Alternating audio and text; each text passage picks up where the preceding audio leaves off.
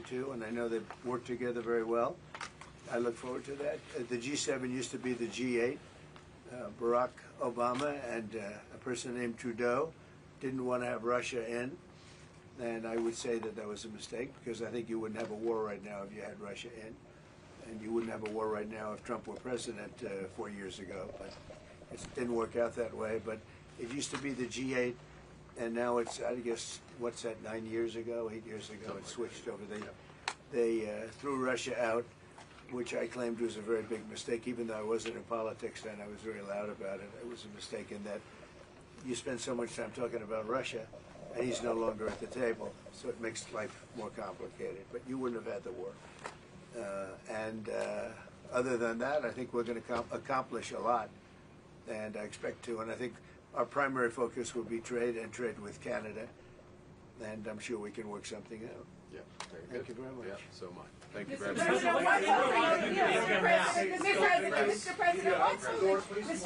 President, up a deal with Canada. What is holding up a deal with Canada from your perspective?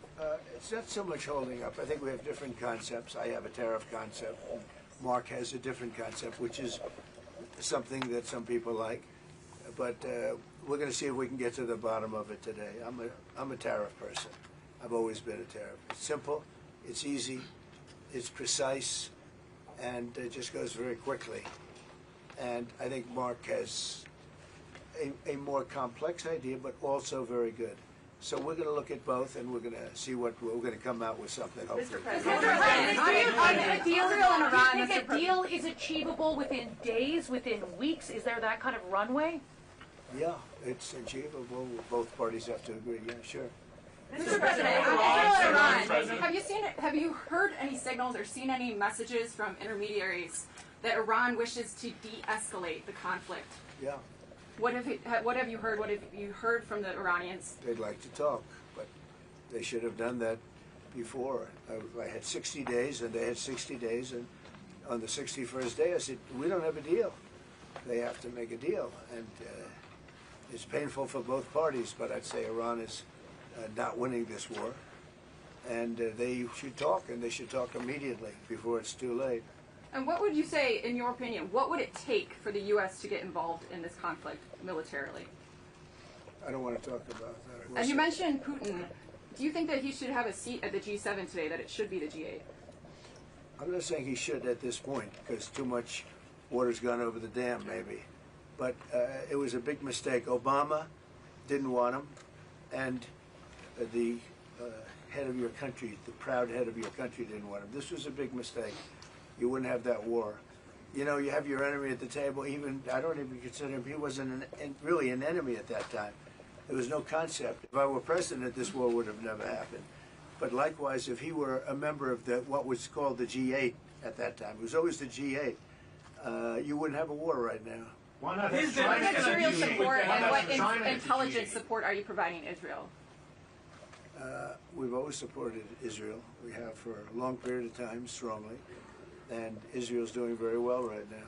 Why not have China at the G8? Why not have China here, the biggest economy in the world after the United States? Well, it's not a bad idea. I don't mind that. If somebody wants to suggest China coming in, I think we suggest. But you want to have people that you can talk to. You know, they don't talk to.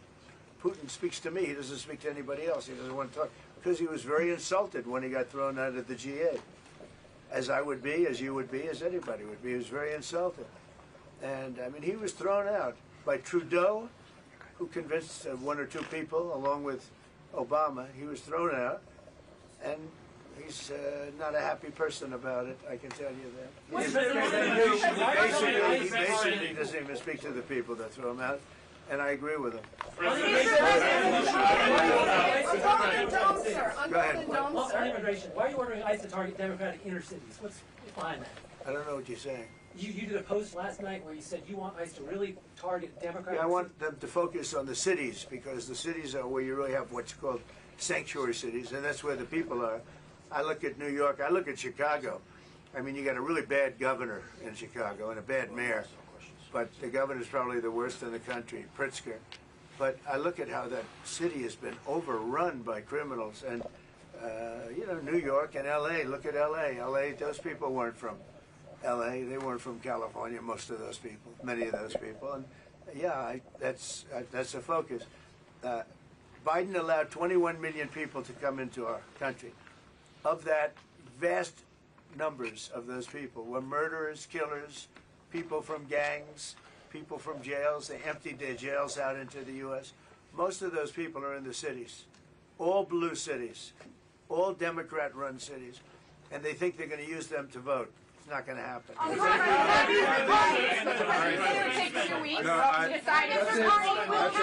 Thank you. If you don't mind, I'm going to exercise my role, if you will, as G7 chair, since we have a few more minutes with the president and his team, and then we actually have to start the meeting to address some of these big issues. So, Thank you. Merci. Thank you, media. Let's go.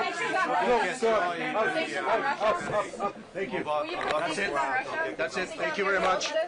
Out. Go, guys. Out. Gotta go. Thank you. Katie, let's go. They don't want to do it. Thank you. Okay. Mr. President, are you seriously considering guys trying out? Let's go. Thank you very much. Okay, let's go. Here we go.